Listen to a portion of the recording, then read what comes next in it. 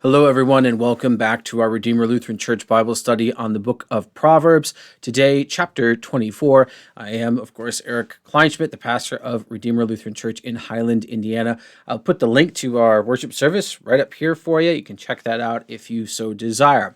All right, today we are continuing these wise sayings of other people. Solomon gathered together some proverbs from other wise people throughout history, or that maybe he knew personally, I don't know, and he updated them, clarified them, expanded upon them with his God-given wisdom. And so these two sections towards the 23 and 24 and on to the next one sort of serve as an appendices to what the Proverbs Solomon had written before. So he's saying, hey, guess what? I'm not the only one with wise things. There's these other people that wrote some pretty wise things, but let me clarify it for you. And I'm going to put that at the end of my first big section. And that's what he is kind of doing here. Even so, we're going to see some similar themes. Today, we're going to be touching on honesty, bravery, perseverance, and also we're going to have in this chapter a focus on the lips, okay? We'll get there and we'll talk about that. Kind of interesting as that works its way in here, and then we later see it come up both in the life of Jesus and also in the life of church, and maybe even something you do in your church today. We'll get there, all right? So let's get started with chapter 24, verse 1.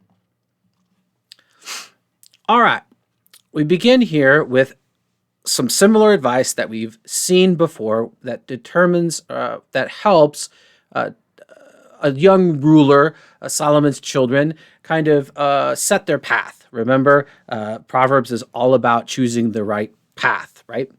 And so Solomon writes, and he says, "Do not be envious of evil men, nor desire to be with them, for their hearts devise violence, and their lips talk of trouble."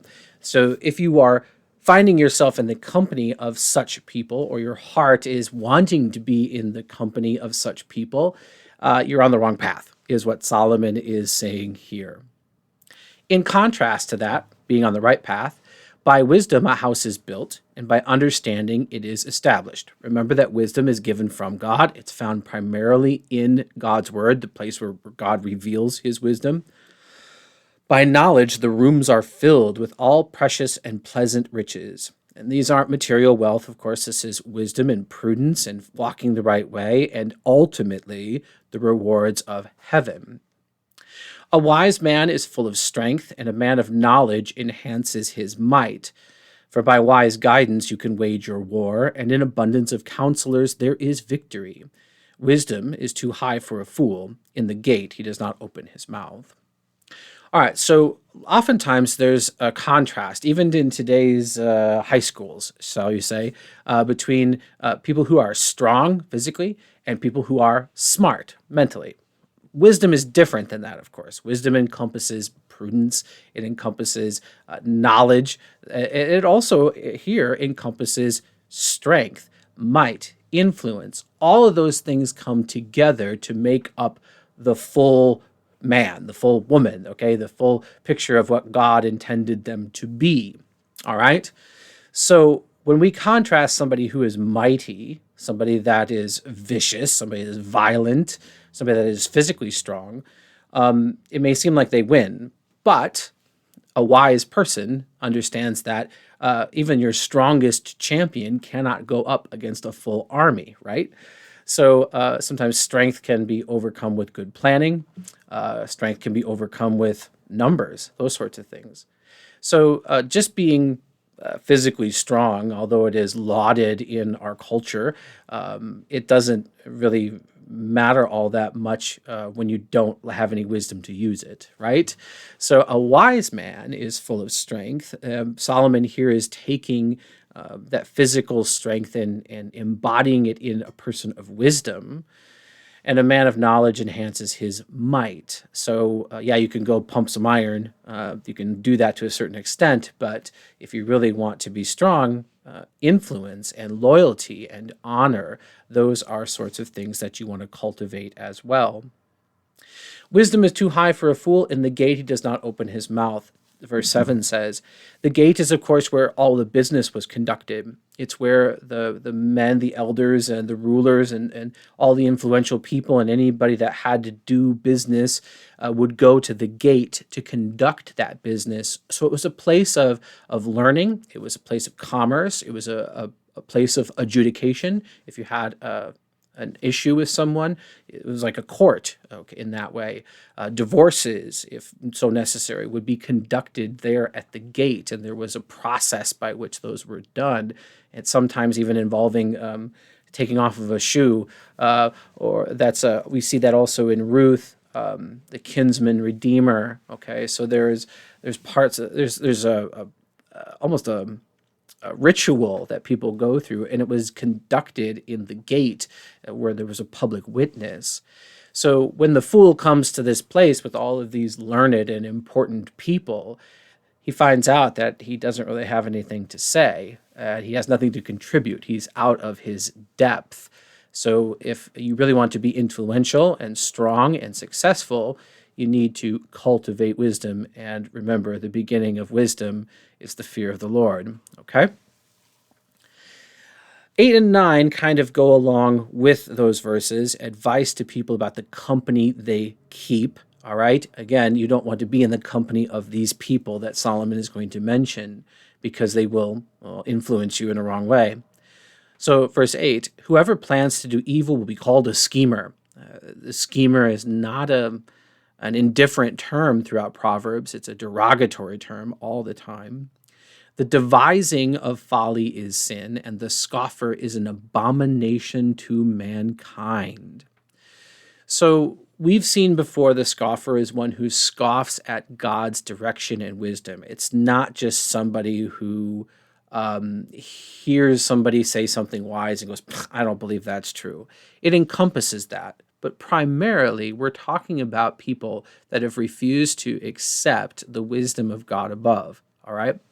We've talked about in the Proverbs before that there is a communal aspect to wisdom, that those who are pursuing what is good, right, and true as revealed by God, both for them personally and for their family at large, and then their society at large, are a benefit to a community.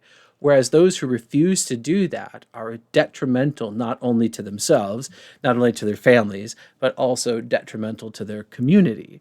So we see that Solomon's wisdom here is not just for the individual, it is for the nation, okay?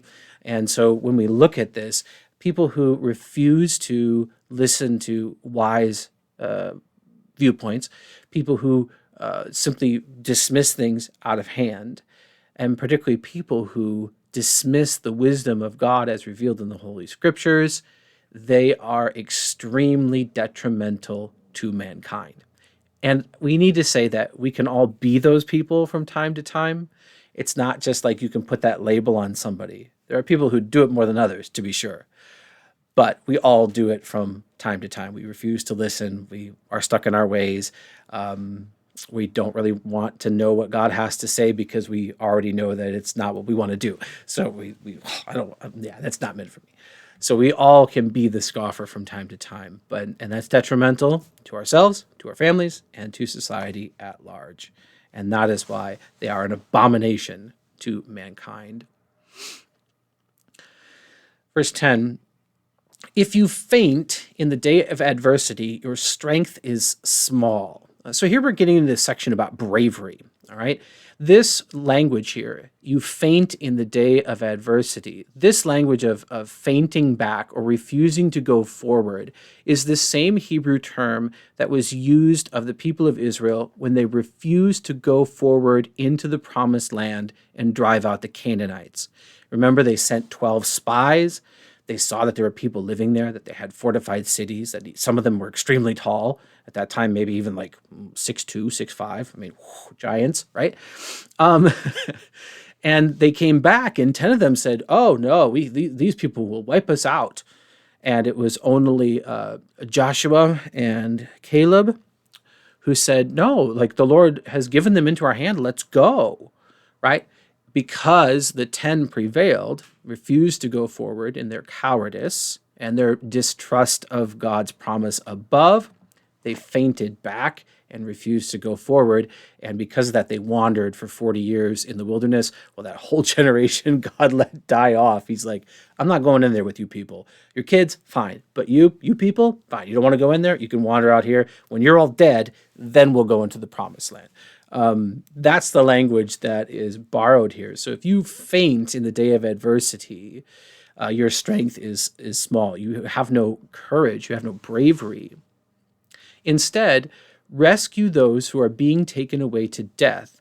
Hold back those who are stumbling to the slaughter. Well, let's finish this verse out. This little section, this saying.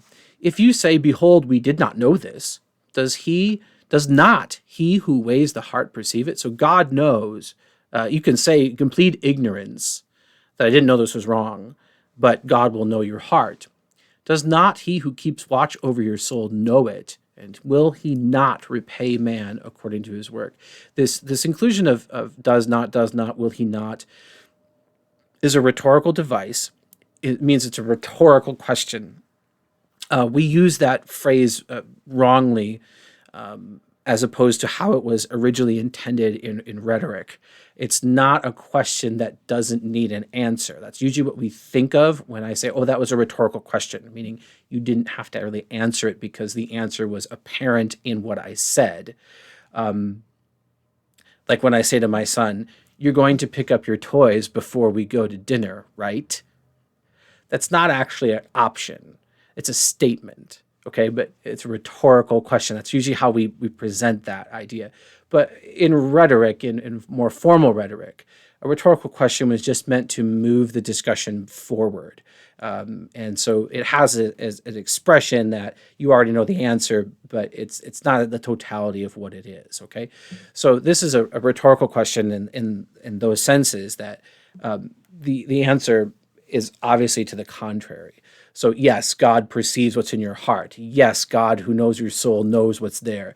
Yes, he will repay man according to his work, okay? So that's what Solomon is doing here. When you see that does not, he will not, that weird construction in English is presenting of a rhetorical question. So this one here, verse 11, rescue those who are being taken away to death, hold back those who are stumbling to the slaughter. Remember that primarily Solomon is writing to his sons, who will be leaders and who are also men, okay?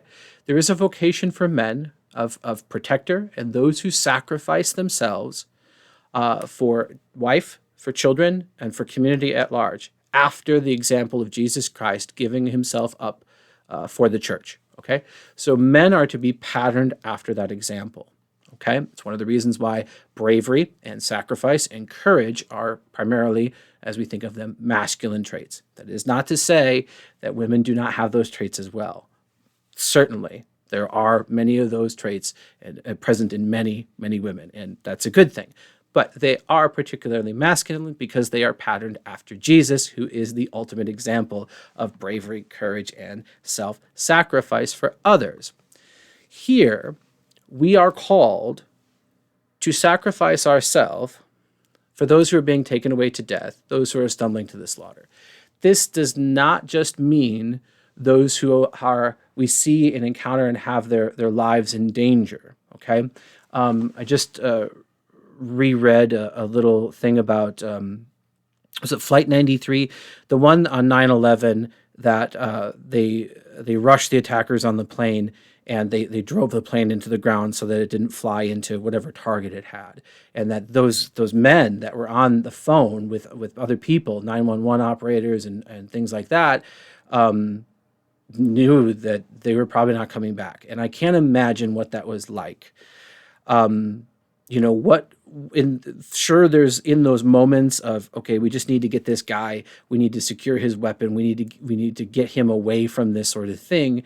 But there also had to be does anybody know how to fly this plane? Why we're going down? What do we do? And in that time frame, you wonder what went through the heads of those people. And suppose someday we will all know that because, well, we will all die, and we will experience that moment as well. But at some point, their sense of duty, their bravery in doing what was right, had to override their own sense of self-preservation, and that's heroism. That is the very definition of heroism. So that's definitely included in Solomon's wisdom here. But this section about hold back those who are stumbling to the slaughter, if you say, behold, we did not know this, does he not weigh the heart, perceive it? So we're talking about final judgment here. We're talking about sin.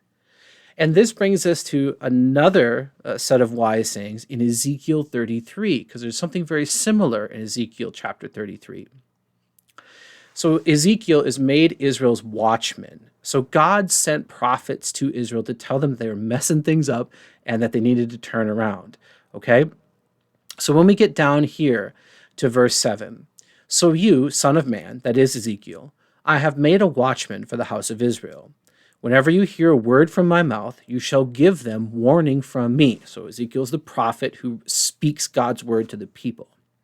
If I say, that is God, to the wicked, wicked one, you shall surely die, and you do not speak to warn the wicked to turn from his way, that wicked person shall die in his iniquity. He still dies. Just because you didn't warn him doesn't mean anything. He still dies.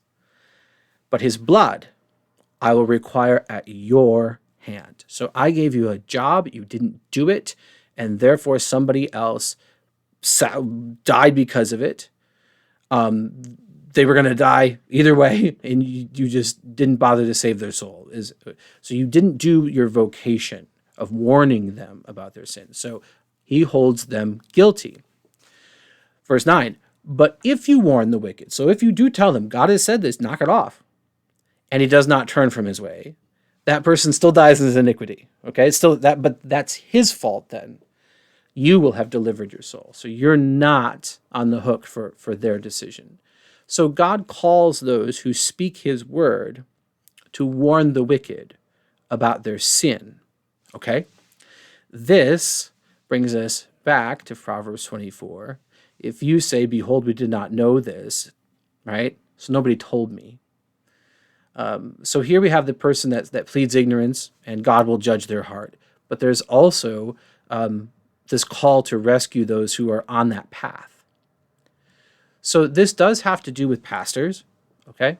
That's one of the reasons why pastors are called to rebuke and reprove, which is not exactly the most joyful part of our job, our vocation, and yet we do it because it's what we are called to do and because we don't want people to die in their sin. That is ultimately why I would say all of us became pastors. Because we understand like some basic things that all people are going to die. There's got to be something after that. The Bible answers that question, and there is a way to be saved. We want all people to know that. And so that's why we do what we do.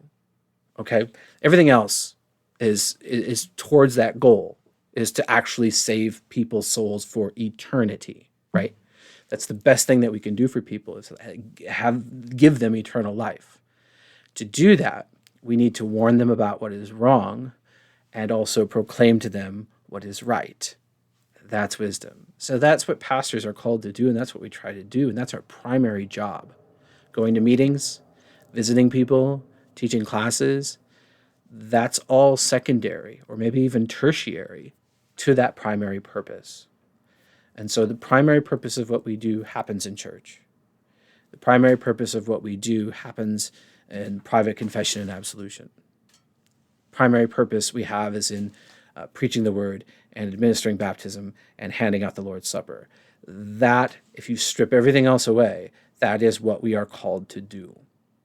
We burden pastors with a lot of other stuff that we think is ministry, but their primary place is to rebuke, to teach, to reprove, to administer the sacraments, and to proclaim the gospel. That's what we do, okay?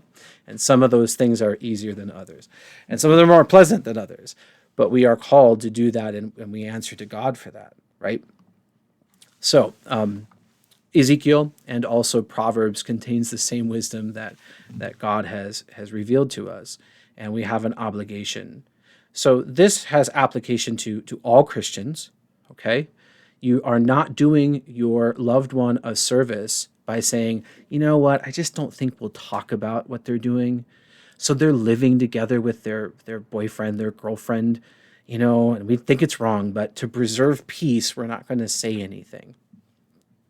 Ezekiel, right? If you do not warn, Proverbs, you have to rescue those who are stumbling towards the slaughter, okay? That are in their sin and heading towards judgment day. This is what we are all called to do. It's difficult, it's unpleasant, but the end result is worth it. Okay, verse 13. My son, eat honey, for it is good. Of course, who doesn't like honey? And the drippings of the honeycomb are sweet to your taste. Why is Solomon telling us what we know? Know that wisdom is such to your soul. Oh, okay, all right. Yep, he's simile, metaphor, we got it. If you find it, there will be a future, and your hope will not be cut off. If you find it, remember, wisdom is not something that is out there like hidden. God literally gives you a book that has his wisdom in it. He literally has a place where you can go to learn more wisdom. So it's not hard to find, and it's not difficult to study, to begin to study, right? So it's not like this is buried on some mountain in Tibet. Okay. 15. Here again we have this, be careful about the company you keep. Lie not in wait as a wicked man against the dwelling of the righteous. Do no violence to his home. For the righteous falls 7 times and rises again, but the wicked stumble in times of calamity. Do not rejoice when your enemy falls, and let not your heart be glad when he stumbles, lest the Lord see it and be displeased and turn away his anger from him and move it to you. So here, lie not in wait. Ambushing is never positive in the Book of Proverbs. It's always a dastardly deed. All right. So even if you're not thinking about actually like hiding by the roadside and jumping out and stuff like that, we can ambush people in meetings. We can ambush people when we encounter them on the street. We can put them in difficult places and meant to cause them distress. So that is all included in that.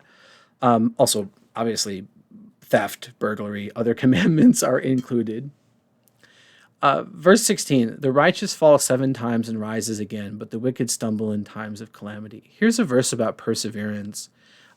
This verse was taught to me. I never, paid attention to it. I read Proverbs maybe once or twice, and it didn't really take much from it, not being very wise. But I met a young lady, and this verse was particularly meaningful to her. She was a recovering addict of many different things, addicted to drugs and also self-injury, tried to commit suicide several times, had been sexually assaulted multiple times, just a terrible, terrible life. And she turned everything around. And from last I heard, she's doing just fine these days. And so I give thanks for that. But she talked about her past, and this verse was always one of the verses that she went back to. The righteous falls 7 times, but he keeps getting up. And so that was how she looked at things in her life. I fell down, but I'm still getting up. And that was her motivation for moving forward. And that caused me to kind of remember this verse and pick it out of Proverbs. And so it was a memory verse for her, and it became a memory verse for me. So the righteous falls 7 times, but he rises again. The wicked stumble in times of calamity. They just don't recover because they have no foundation. They have no wisdom. They have no prudence. So there is a perseverance that comes with the fear of the Lord as well, that we keep going. That being said, when your enemy is falling, we aren't to gloat. That's not honorable. It's not good. It's not wise. Let not your heart be glad when he stumbles.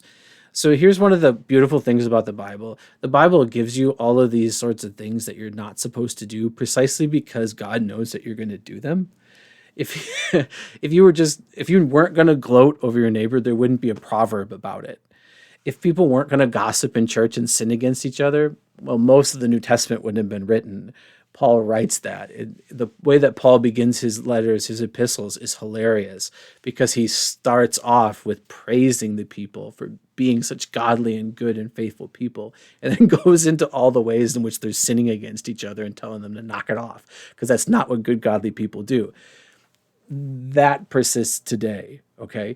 So there's a proverb that says, do not rejoice when your enemy falls, because that's what we want to do, because we are by nature sinful and unclean. Okay, so it's something we work for, it's something we strive for, it's something we will fail at and need forgiveness for. Proverbs warns us about it because it's part of our nature, that when our enemy gets their comeuppance, we want to gloat. But remember, revenge belongs to the Lord. 19, fret not yourself because of evildoers, and do not be envious of the wicked, for the evil man has no future. The lamp of the wicked will be put out. We're talking about end of days here, of course. They may seem to be getting by just fine, but the Lord sees and the Lord will judge. My son, fear the Lord and the king. The king is the expression of God's authority. Okay, we get the fourth commandment issues there. Do not join with those who do otherwise. Don't hang around with rebellious people. In terms of what God has established, right? For disaster will arise suddenly from them, and who knows the ruin that will come from them both. So there is always a recompense, and it will be paid in this life or the next. Verse 23 begins another appendix, more sayings of the wise, and that wise in verse 23 is plural. So we're talking about wise people. So Solomon, again, is giving you the clue that he has gathered this from other people throughout history, or perhaps even contemporaries, but he is going to either verify it or elaborate on it. He's going to make it better because he has the inspiration of God, and there was not one like him before. So, if Earl said this, and then Solomon repeats it, and then you really know that Earl was wise about it, okay? So Solomon is kind of a litmus test for the wisdom that came before him, because he is that inspired by the Holy Spirit. Again, God doles out wisdom in a lot of places, but it's fully revealed through his word and in the Old Testament by his prophets. So, there's a couple sections here. This first section really deals with rulers and people that are in places to adjudicate between people. Partiality in judging is not good. We don't want to bias. Whoever says to the wicked, you are in the right, will be cursed by peoples, abhorred by nations. But those who rebuke the wicked will have delight, and a good blessing will come upon them. So that goes back to the Ezekiel chapter that we looked at, okay, about warning people. It also goes to Isaiah 5. And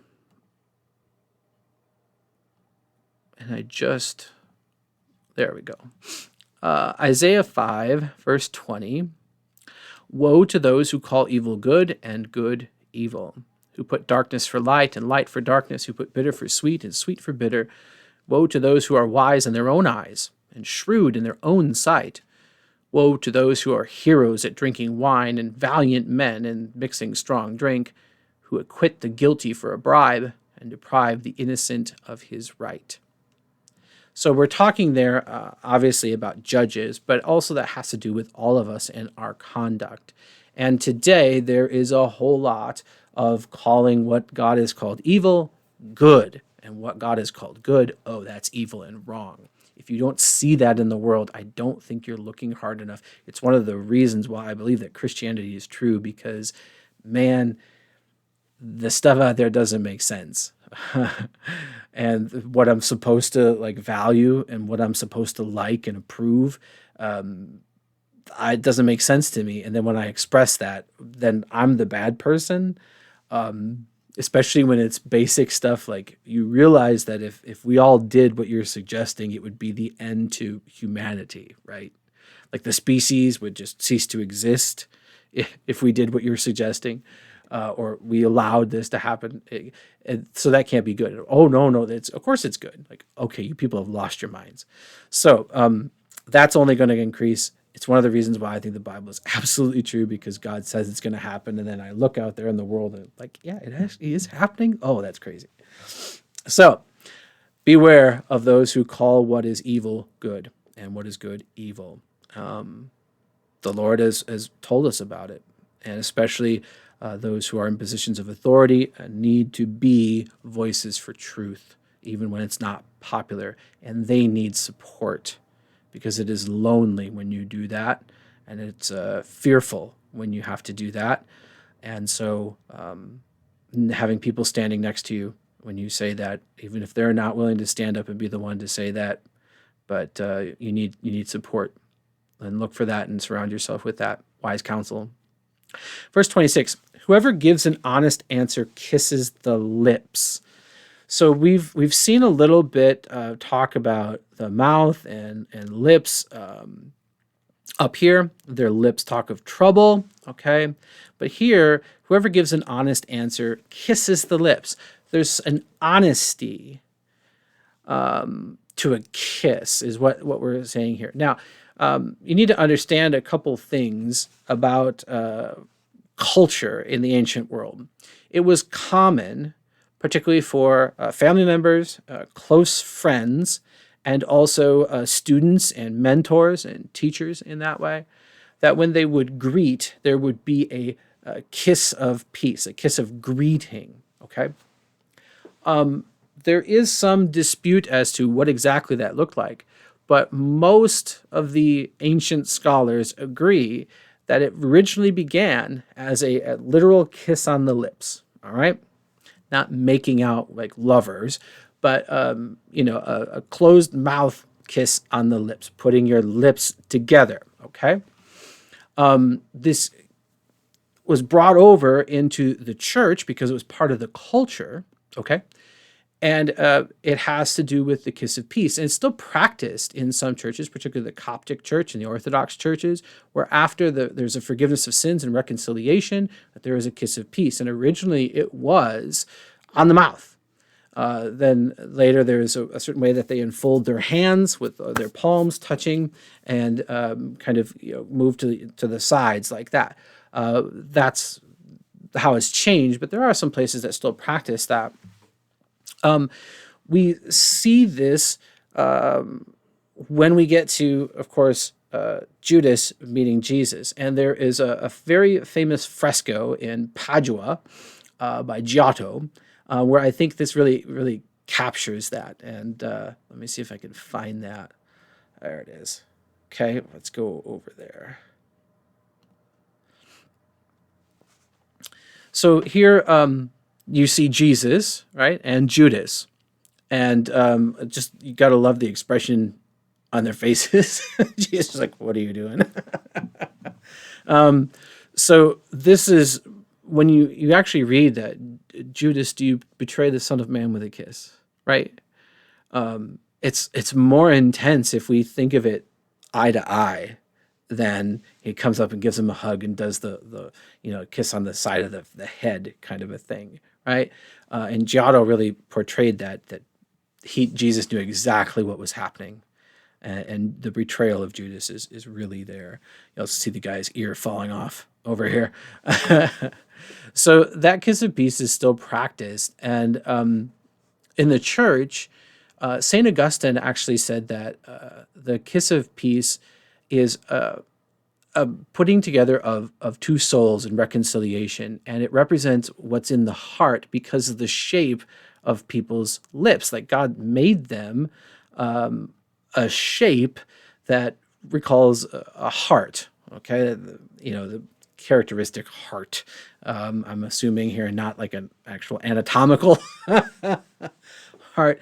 So to kiss someone, a kiss of peace, was really to express what was in the heart, and that's why Judas's betrayal was so awful.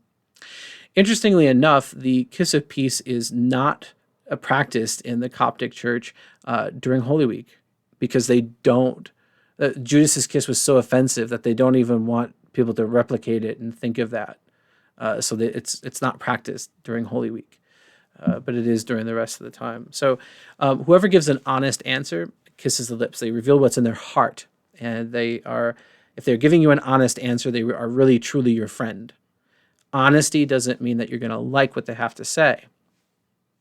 That's really what's honest, is when you have to say something that's unpopular, but is true. Okay. So we're going to see that return a little bit later.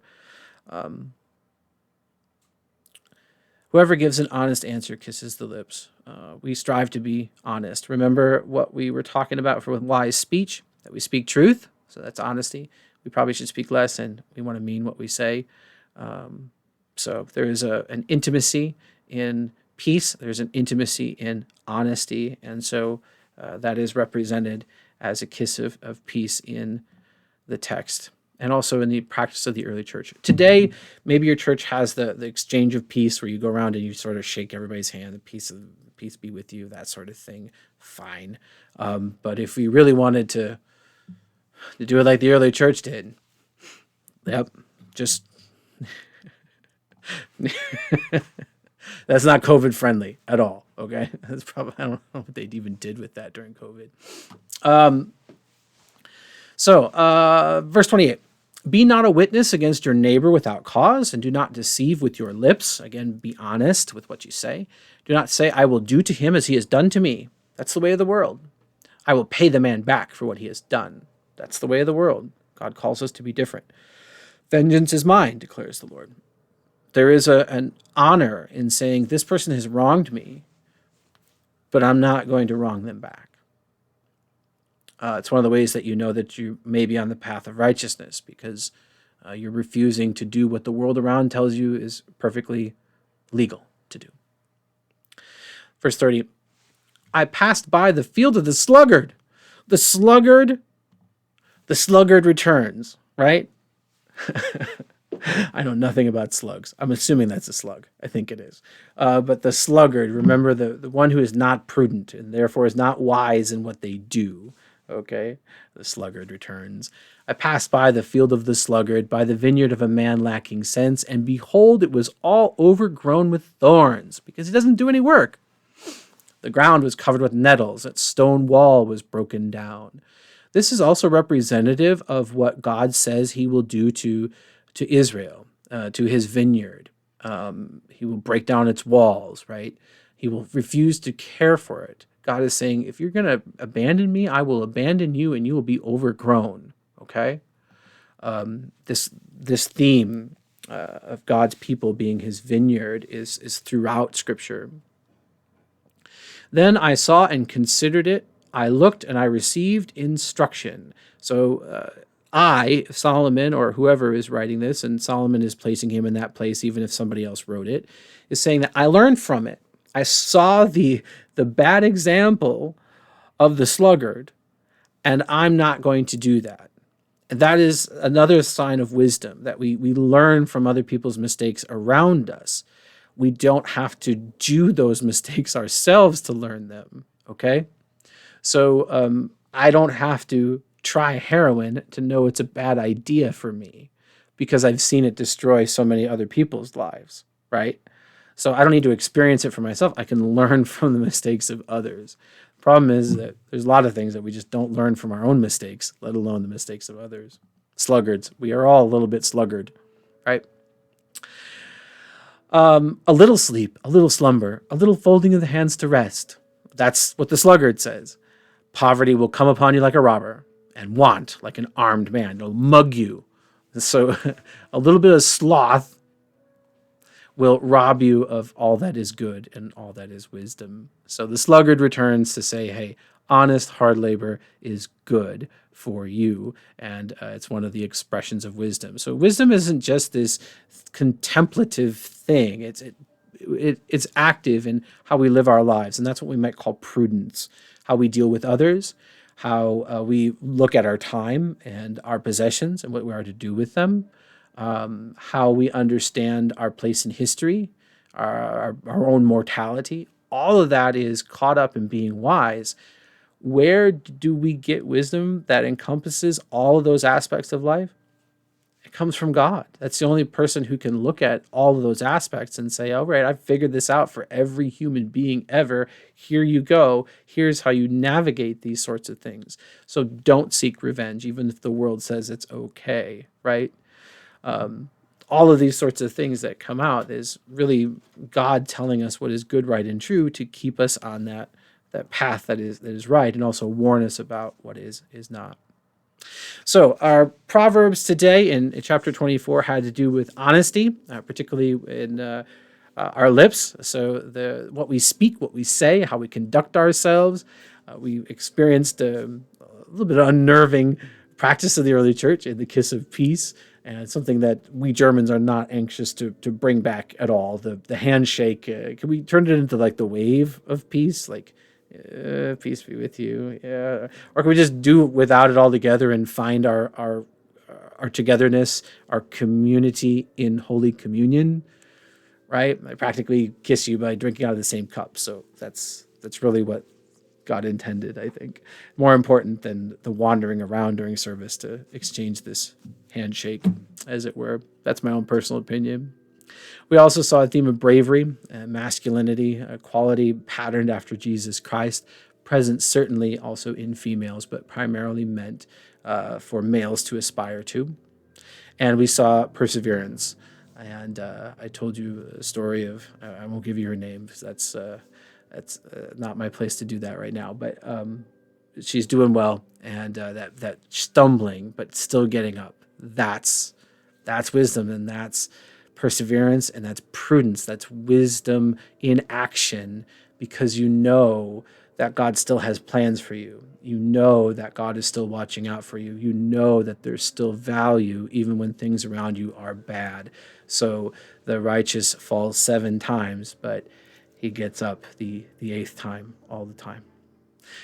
I'll put the study to last week up above. You can check that out as you're able, and God willing, I will see you next week. Hope to see you also in worship right through that door over there, Saturday, 6:30, Sunday, 8 a.m. and 10:45 for the Bible study at 9:15 for youth and adults. God bless you all, and I'll see you next time.